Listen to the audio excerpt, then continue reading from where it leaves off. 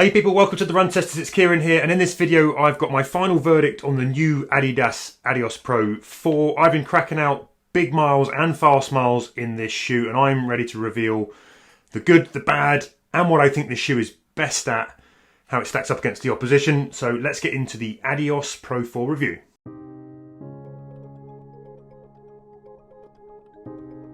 Some quick details then, starting with the stack height, and the Adidas Adios Pro 4 is one of the lowest stack carbon races. It packs 39mm in the heel, 33mm in the forefoot for a 6mm drop. That's half a millimetre shaved off the forefoot stack compared to the Adios Pro 3, which comes in now for a slightly lower drop in this shoe.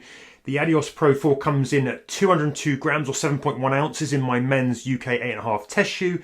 That's 14 grams or 0.6 ounces lighter than the Adios Pro 3 in the same shoe size. It's now much closer to the Nike Vaporfly Next Percent 3 and the Asics Metaspeed Sky Paris on weight, but it's still a shade heavier than those rival carbon plate running shoes, which both come in under 200 grams. Price, thank the Lord, this one stays the same at £220 in the UK or $250 in the US.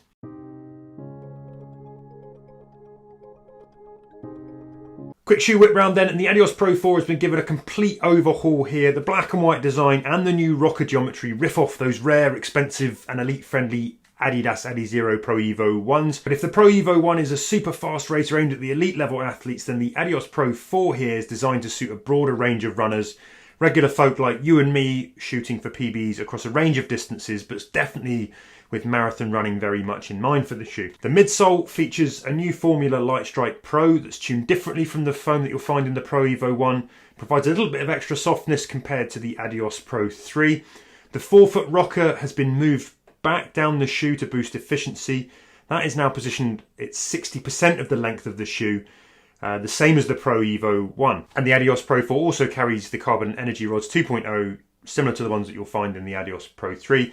Up top, there are brand new light lock uppers with new locking bands, little strips that go around here to provide a snug and secure fit and some additional support. These one-way stretch woven mesh uppers aim to address one of the biggest gripes with the Adios Pro 3, was that some runners found the fit somewhat fussy, a little bit uncomfortable. It wasn't quite as disappearing and comfortable as some of the other carbon racers. Some runners, including me, also experienced discomfort, particularly around the toe knuckle area from the eyelets on the old shoe. Thankfully those have changed too. The thin wrapping tongues are also now stitched in to prevent them moving round. They have a little more lace pinch busting padding here in a key point on top of the foot, and there's a simplified lacing structure overall which makes it easier to get a good fit and reduce some pressure points, as I mentioned, and boost that overall comfort.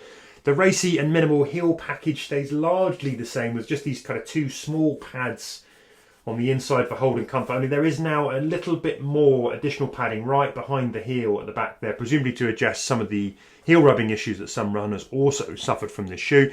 If you flip them over, there is a data mapped light traction outsole that keeps outsole rubber to a strategic minimum to save weight, and we've got this main kind of pad here on one of the key landing points. That's where Adidas thinks we need the most protection. This also uses continental grip, but Adidas has made, Adidas has managed to make it translucent, which I think looks pretty cool.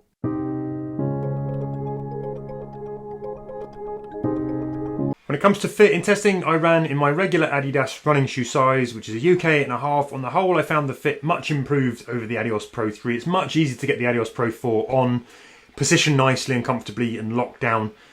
Yeah, a whole deal different from the fiddlier Adios Pro 3. The improved stitched in tongues really help with that, and the modified lace eyelets successfully remove any of that pinching that you had or rubbing around the toe knuckles. That has gone, which is a big plus. Generally, I found the heel hold was reliable, midfoot lockdown was secure. However, there was a big caveat here. I had some issues with the length of the toe box. It narrows and perhaps comes up like quarter of a size too short. I only noticed this deep into my marathon test where my big toenails were catching the end of the shoe. On shorter runs it wasn't a problem, but yeah, after 18 miles I found lots of toe catching. Problem is, I think going half a size up might create problems elsewhere with kind of looseness, but I would definitely pay close attention to length when you're choosing your size of this shoe.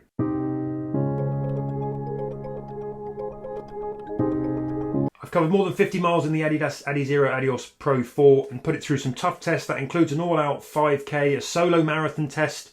There's a video of that on the channel that you can find if you want to go and check that out, and some slower efforts to test the overall versatility. I've done most of that on the road, some of it down at the track. Now, I was one of the runners who really struggled with the Adios Pro fit. I liked the ride, generally speaking, but the fit was a problem. The first thing you notice in the Pro 4 is how much more natural, comfortable and disappearing the Adios Pro 4 feels when you first lace them up. When you put them on, it changes the feel from a sort of I'll put up with it if I really have to kind of I enjoy wearing these.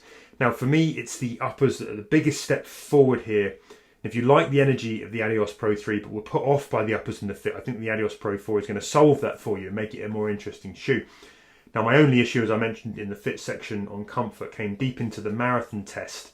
My big toenails on both feet caught the end of the shoe and the toe box, and I could almost feel them sort of lifting the toenails. It's quite narrow, this, and while running and post-run, I suffered quite badly. I got this sort of dreaded bruised black toenails.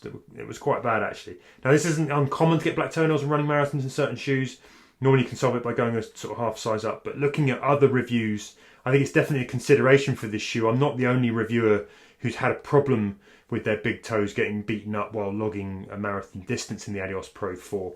Going half a size up might eradicate the issue, but I fear that would sacrifice the good fit you get elsewhere in the shoe. So that is definitely something to consider here. On the ride though, this is everything that you want from a carbon race shoe. It's light, lively and fast. It packs that important super shoe punch.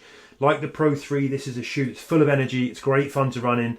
It urges you to pick up the pace. It dares you to push harder, and it lets you do it without feeling like you're going to pay the full effort price for it. When you're moving with your best intent, the Adios Pro 4 gives back an awful lot. The new Light Strike Pro foam is softer than the Pro 3. I think some people would say it's sort of less harsh, depending on how you found the Pro 3. Some people like that kind of more sort of immediate sort of stiffness that you got. But there's more bounce coming back from the midsole here, I think. The new rocker also, I find, definitely adds something. It sort of delivers smoother transitions than I got with the Pro 3.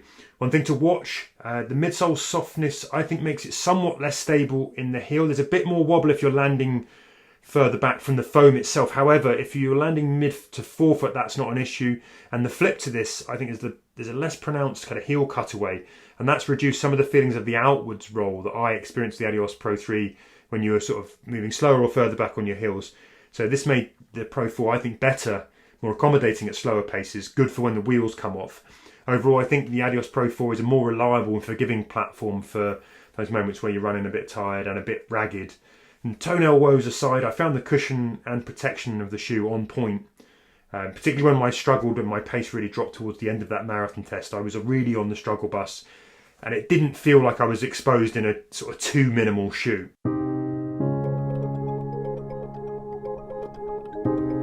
Verdict then, and the update to the Adios Pro 4 work. Aside from the toe busting kind of length issue, which might be fixed by sizing up, the uppers are a huge improvement. The midsole packs all the punch you look for in a carbon race shoe. Continental grip holds the road with excellent reliability. The shoe feels durable for a carbon racer. Overall, it's a good package here. This is a shoe that works best though when you're moving fast. It responds better to locked in form and top speed efforts, unsurprisingly, as a carbon shoe. And it's right up there though with the likes of the Asics Metaspeed Sky Paris, I'd say the Nike Alphafly Next Percent as a top, race day potential shoe. It's also considerably cheaper than the latter of those.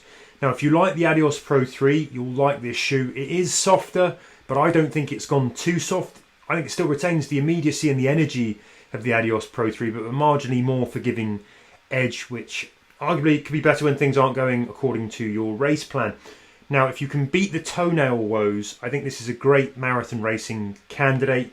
If not, if you can't get on with those toe issues or you can't fix the toe issues, it's probably only a winning shoe for sort of all-out guns blazing racing up to the half marathon distance, where that's not going to come as such a problem. But if you're buying it with a marathon in mind, I would definitely consider the sizing here for length. Now, if you got on okay with the uppers and the ride of the Adios Pro 3, I wouldn't say there's a kind of any reason to immediately run out and upgrade to this shoe.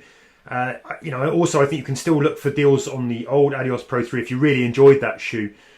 If you didn't, or you found a few things that you weren't sure about the Adios Pro 3, the fit, a bit of the harshness in the ride, those kind of things, then I think, check out the Adios Pro 4, because I think it might bring a little bit, something a bit different.